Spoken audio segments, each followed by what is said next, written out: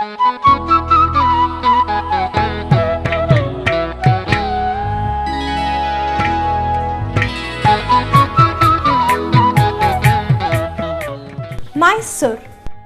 is the land of proud cultural city. Being a land of garden, it is attracting through its beauty and rare history. Now, it has attained glory as a great kingdom.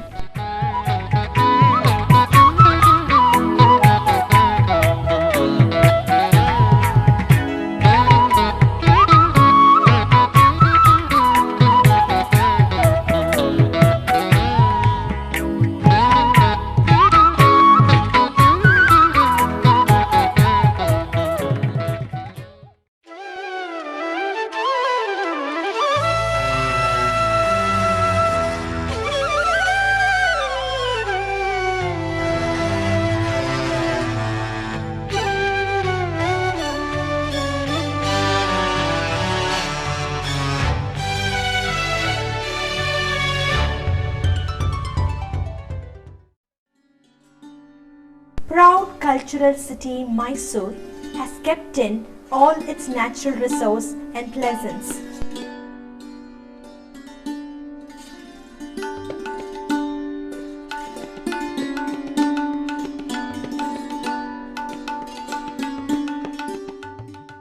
It has the great tradition, and mostly because of this, it seems mighty goddess Sri Chamundeshwari has settled in Mysore.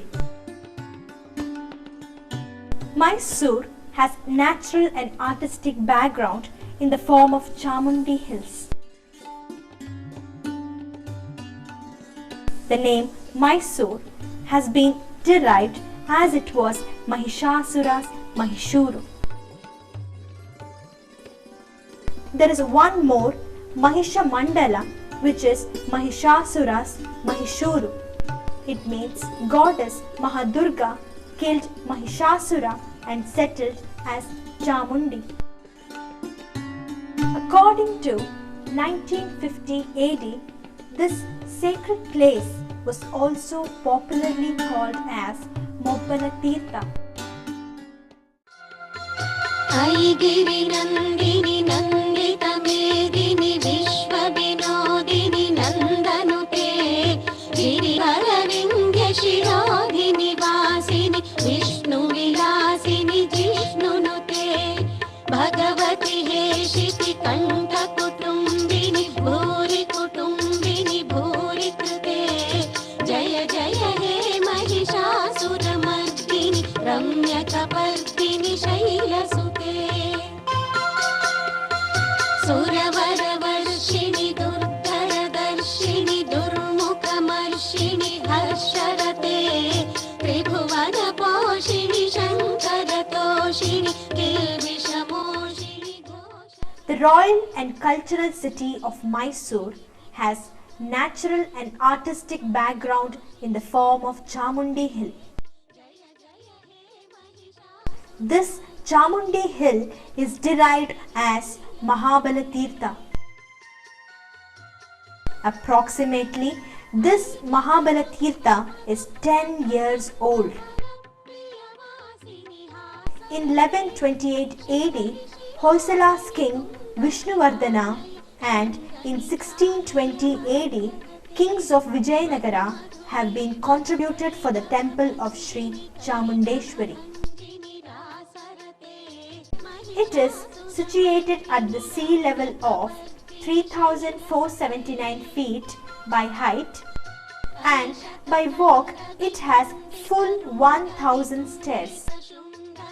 Nandishvara, Basaveshvara, Basava, Basavanna.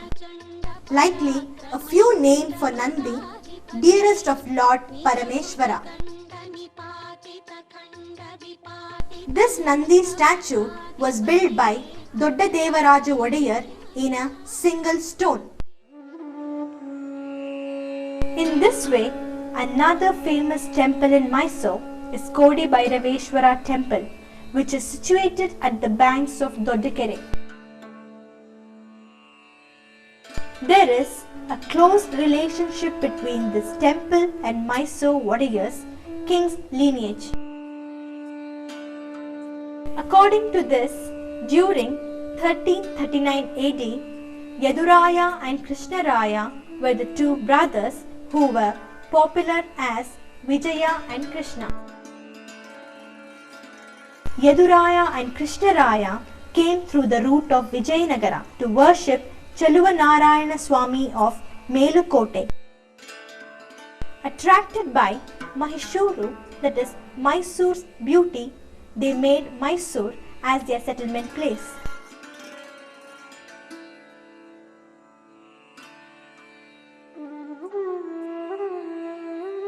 For the arrival of Jangama, they spent a night in Kodi Bhairaveshwara temple.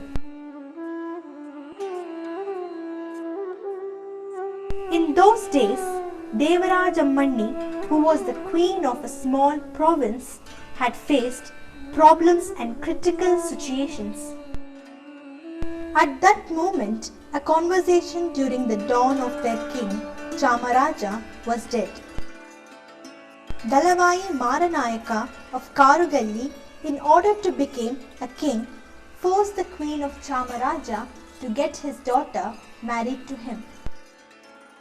In a dream, the queen was instructed to send the royal priest to Kodi Bhairaveshwara temple to clearly explain the critical situation of the palace to these brothers by their family goddess Shri Chamundeshwari. Keeping him in dark and as if taking part in a wedding celebration, the queen went to a village just 25 kilometers away from Mysore called Hadinaru along with the royal priest, and there they killed Maranayaka and his followers. Princess Devarajammani was married to Yaduraya. In this way, Yaduraya himself became the founder of Mysore Wadiyar's dynasty. In 1578 AD, until Wadiyars came into prominence, Mysore state was under the control of small kings at the hands of Vijayanagara kingdom. In 1565 AD, as soon as the fall of Vijayanagara kingdom, the Wadiyars of Mysore accepted the heirship of Vijayanagara tradition.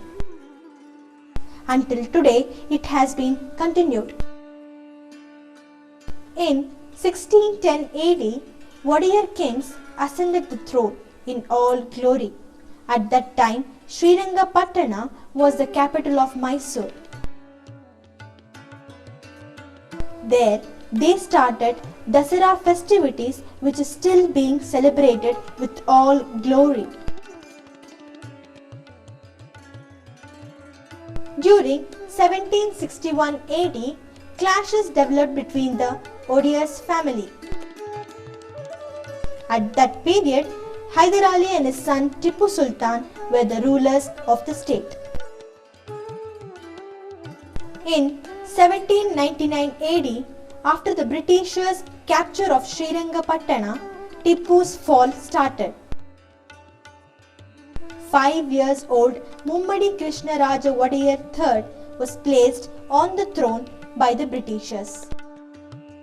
At the time of Princess Jayalakshamani's marriage in 1897 AD, unfortunately, the wooden palace was destroyed by fire.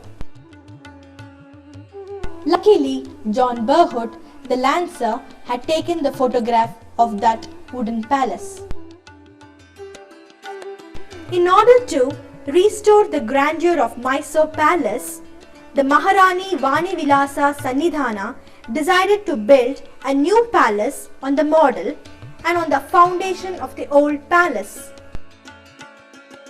The architectural plans by Mr. Henry Irwin, the architecture of Viceregal Lodge at Simla, and consulting architect with the government of Madras were approved.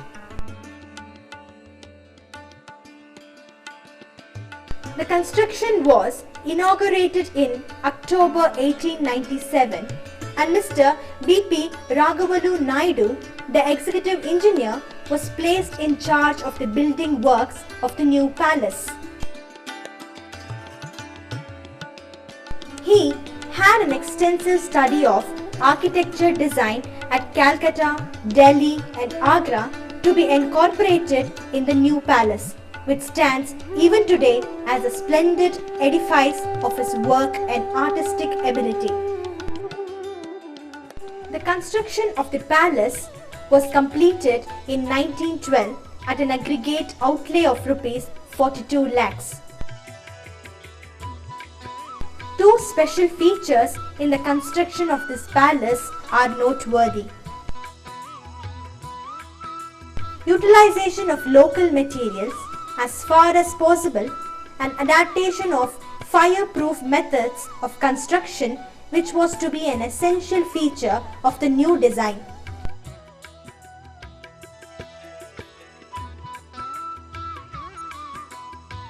The main building is of massive grey granite, 3-storied and dominated by a 5-storied tower covered by a gilded dome. The tower is about 145 feet from the ground to the golden flag on its summit.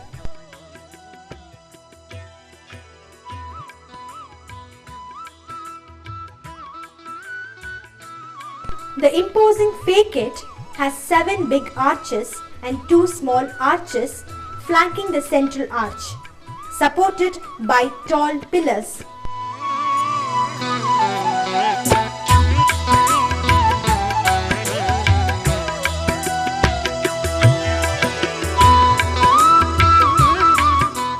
Above the central arches, as the parapet, has its sculpture of Gajalakshmi. The palace, like the old, is built around an open courtyard called Totti, open to the sky. To the east of this Totti, on the ground floor, is the impressive Elephant Gate. Immediately to the south is the beautiful Kalyana Mandapa, or the marriage pavilion. On the first floor, still facing east, is the great Darbar Hall.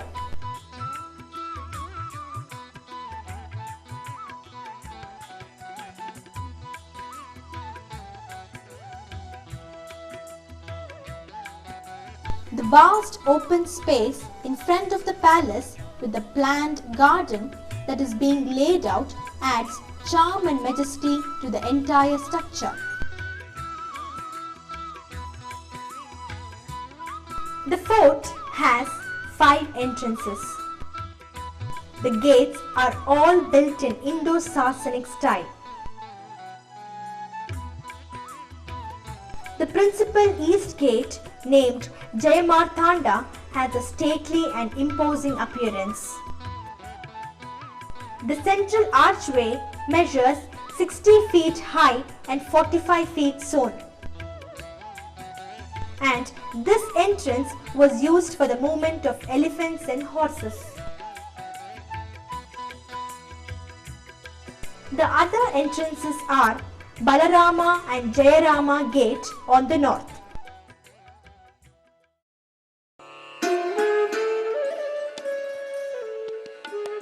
These entrances were used for the Dasara procession during Vijayadashami. On the west is the Brahmapuri Gate, which was used for personal purpose. On the south is the Varaha Gate, which was only used for the VIPs. And the Karikalu Totti was used for the general public.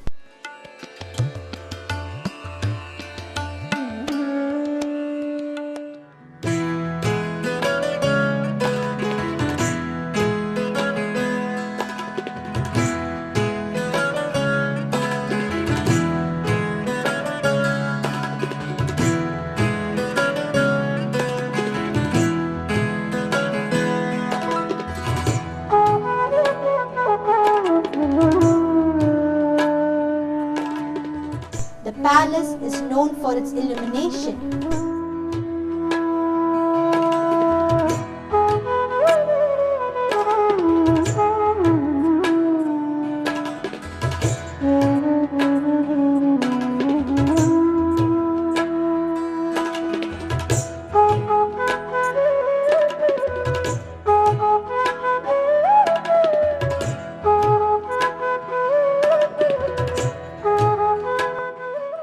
The entire building is lined with rows of bulbs following the contours of the structure, and when light up, it looks like a palace exclaim.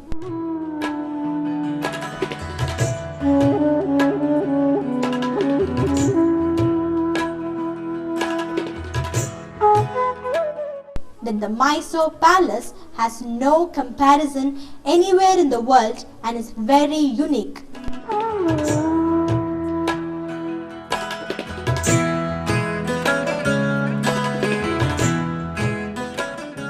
The star attraction of the Mysore Palace is the traditional ceremonial golden throne.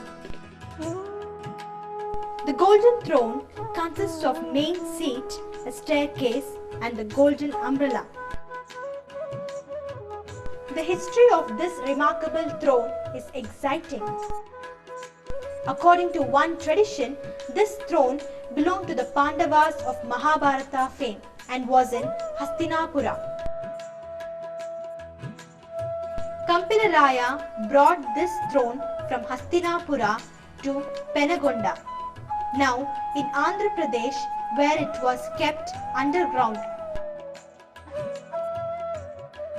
In 1336 AD, Vidyaranya, the Vijayanagar king, pointed out the spot where it was buried to Harihara I, one of the founder of Vijayanagara Empire, who retrieved this.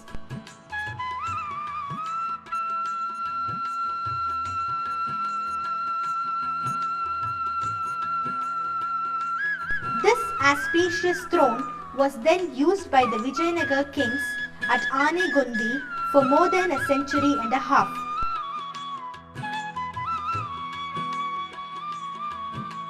During the early part of the 17th century, the governor of Vijayanagara rulers at Srirangapatna obtained this and brought it there. In 1609, the ailing governor Srirangaraya made over this throne to Raja Odayar before retiring to Talakadu. In 1610, Raja Odayar ascended this throne with pomp and pageantry and inaugurated the Dasara festivities. He further enjoined that his descendants should eternally continue these festivities. Epigraphical evidence shows that this royal throne was in the possession of Chikkadevaraja Odayar in 1699. Further, historical records show that it was with the royal family till the time of Tipu Sultan.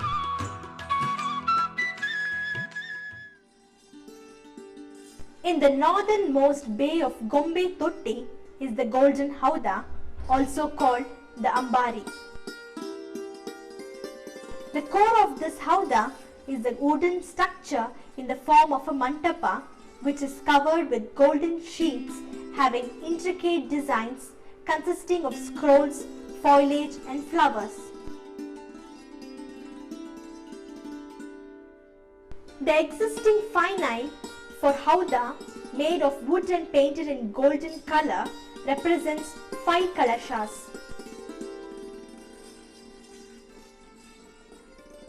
In front of the finale are red and green lamps operated by a battery meant to assist the Mahut to stop or move when the king wished to stop during the Dasara procession.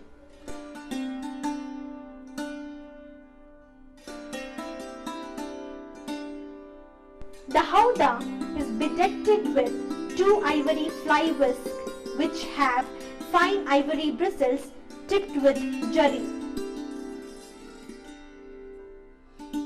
The howdah was used during the final day of the Dasara festivities, that is Vijayadashami.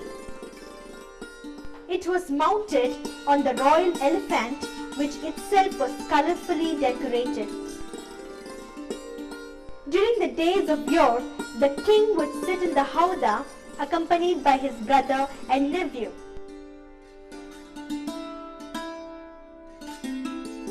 The last king of the Mysore royal family to sit in the golden howdah and go in procession during the Dasara festivities was Sri Jayachamarajendra's Wadiyar. The tradition of the Dasara procession continues even today, but the idol of preceding deity of the Mysore city, goddess Chamundeshwari, is taken in procession in the golden howdah.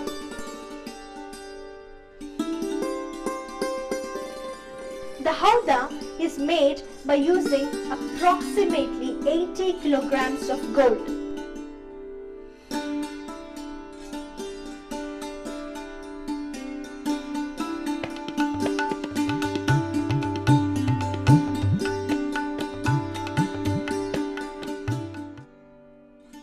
Lalita Mahal Palace. Originally built for special guest of Maharaja, designed by E.W. Freethley, a Mumbai-based architect of those days. The mansion was completed in 1931 at a cost of rupees 13 lakhs. It is now a prestigious hotel of the Indian Tourism Development Corporation. Maharaja Sri Krishnaraja Wadiyar, undoubtedly the greatest builder among the Indian princes of the present century. It is distinguished guests invited by him, especially those visiting from the overseas, could feel more at home in a European classical style. This majestic two-story building is composed of twin lonic columns, a projecting porch on the ground floor, on which rests a slightly recessed pedimented pavilion on the first floor, and spherical domes with lanterns placed on colonnaded drums. The central dome, which dominates the elevation, rises above the circular entrance hall. Jagan Mohana Palace.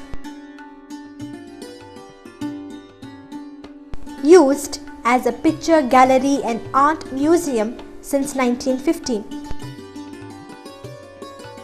This is an important building in predominantly Hindu style built by Mummadi Krishnaraja Wadiyar as an alternative retreat in garden settings, more than 4 decades before the new Ambavilas Palace.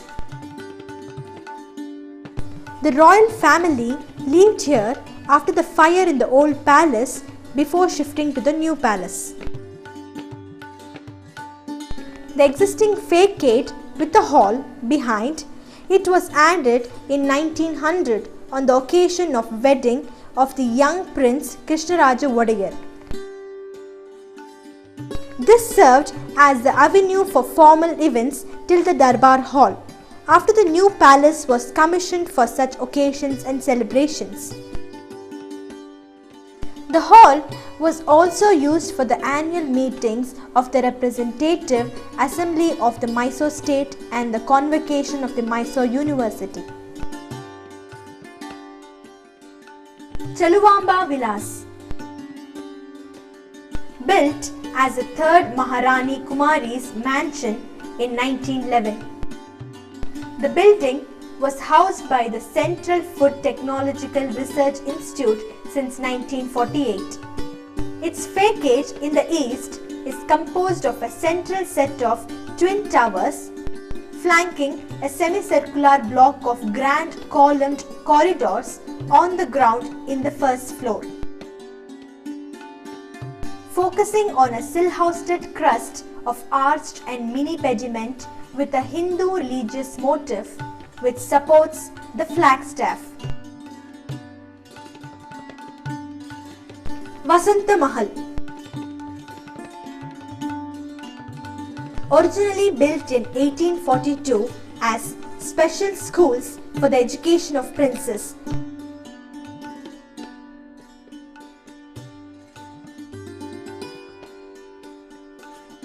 the building is set in an 36-acre landscaped park.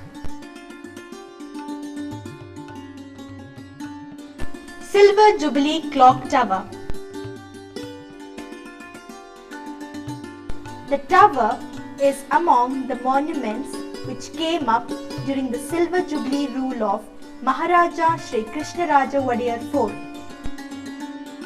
This 75 feet square tower is topped in an Indo-Saracenic style. The curvy linear sajja lending a Rajasthani touch to the domed canopy which rests on an enclosed base just above the 5 feet diameter clock. The graduated ascent of the two lower story is well proportioned. These are handsome design features like double arches framing slit windows of early English church architecture. The structure is appropriately set on a base amid a well-tended circular garden.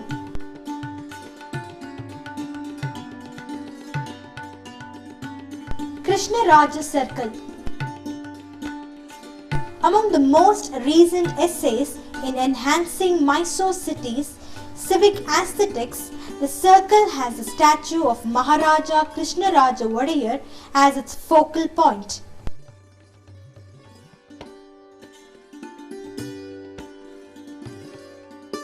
This statue was sculpted by R.P. Kamath of Mumbai.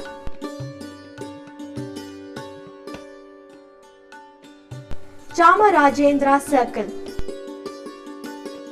The setting of this handsome marble statue of Maharaja Chamarajendra Wadiyar was erected in 1920, which is well laid out and spacious and shows the focal figure with much greater effect than the neighbouring statue circle.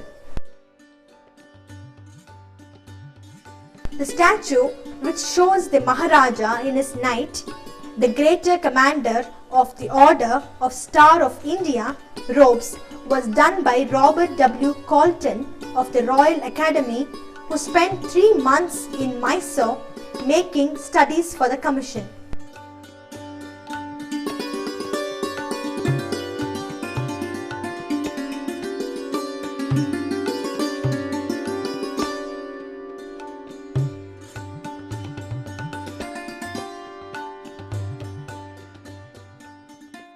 Harding Circle. The circle commemorates the Viceroy's visit to the city in 1913. The adjoining Nishad Bagh, that is the Garden of Happiness, was laid out soon after the formal park with a glass-topped bandstand. 6 roads radiate from it in a perfect geometrical pattern.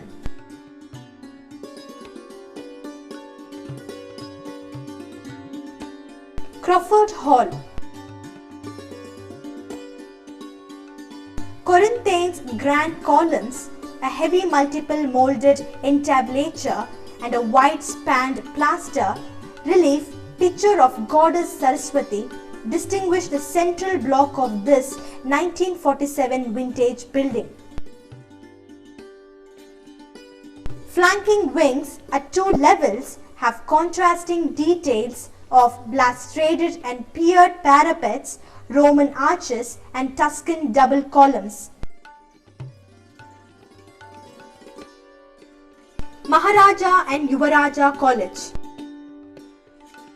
Though built nearly 40 years back, the foundation stone of Maharaja College was laid on 27 November 1989 by the visiting Prince Albert. And the second structure of this campus, named Yuvaraja College, foundation stone laid by Dr. Sri Brijendranath Seal, Vice Chancellor of Mysore University, on 8th of August 1927.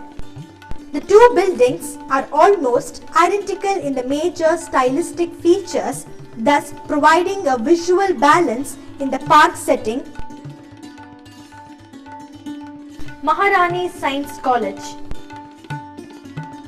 It was built in 1881 and named after Maharani Vani Vilasa Sannidhana. This is a structure of conspicuous European classical features of arcaded corridors and impossibly located pediments. An unusually ornamental parapet with a Doric, richly overlooking pedimented portico runs all around. Chamarajendra Technical Institute. The foundation stone of this building, dedicated to Chamarajendra Wadiyar, was laid by Prince Albert in 1906. The building was completed in 1913 at a cost of Rs 2.5 lakhs. An elaborately composed structure in Regency style, the structure fails to get its due of visual appeal since it abuts the road, with hardly any foreground affording a view of the entire expanse.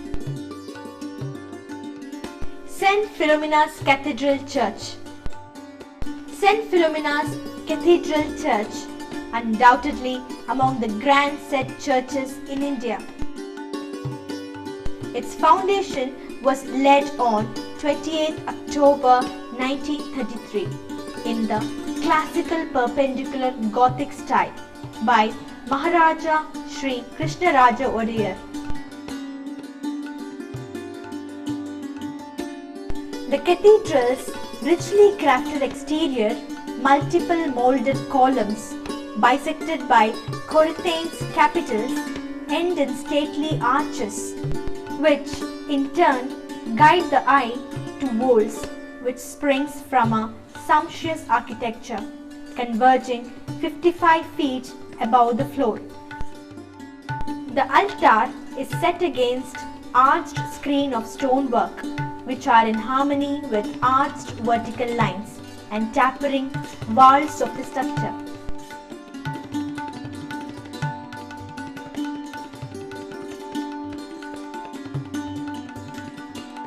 These twin spires are 175 feet in height and are visible from miles around.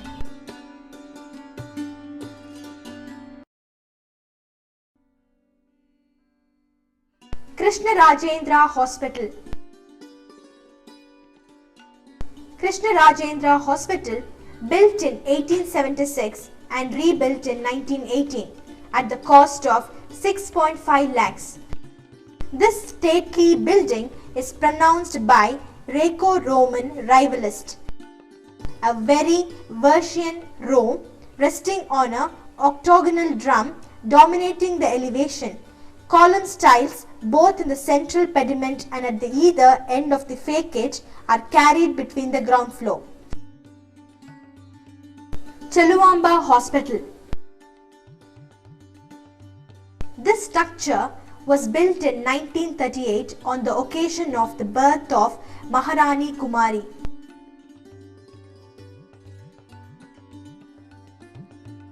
Another building with some timidly applied forward-looking touches, not in the classic textbook plain cut semicircular arches taught by the shallow square riches and RCC sajjas.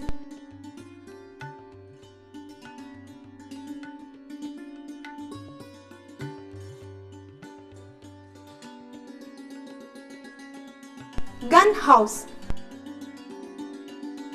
Originally built as gun shed, guard and office rooms around 1910.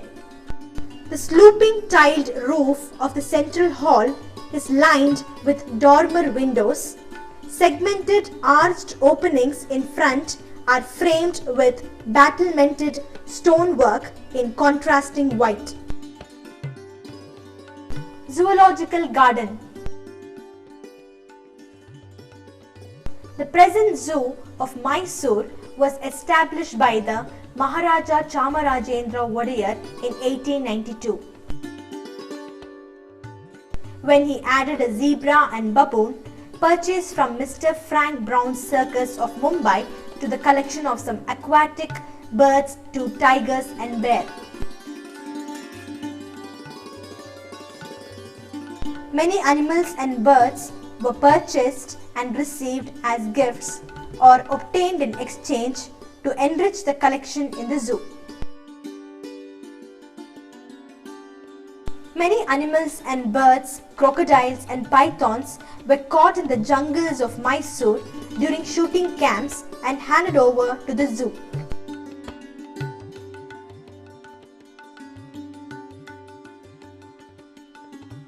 The area of the zoo was also expanded by acquisition of surrounding lands from time to time, beginning from 1906.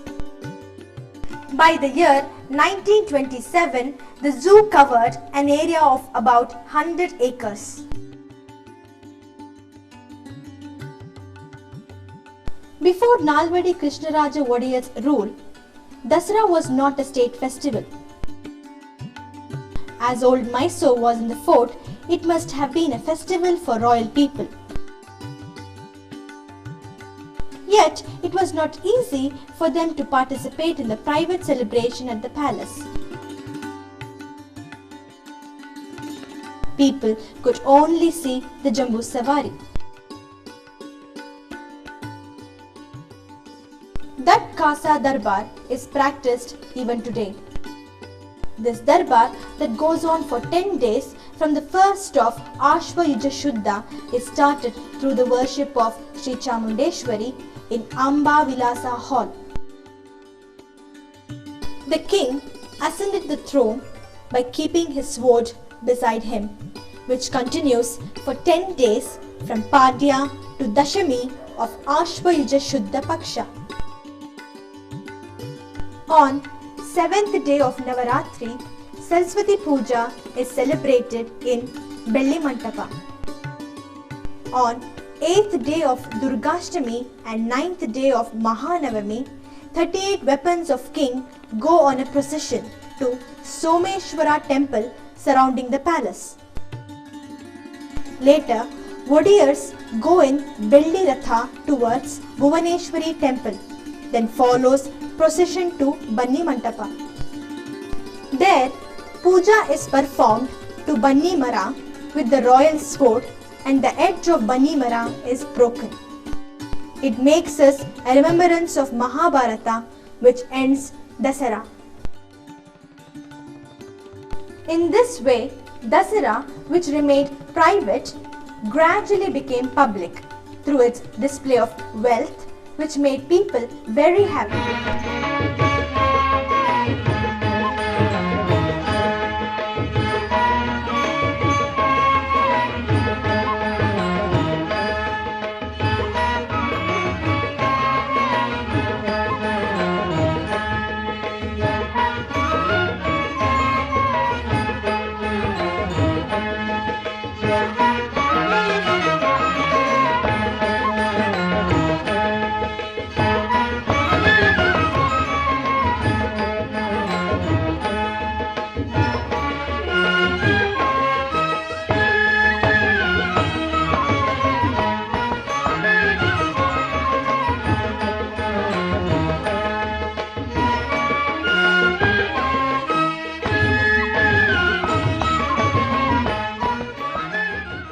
It not only displays King's cow elephant army, but also aims to be a resource person and a representative to make Dasara festival an iconic symbol.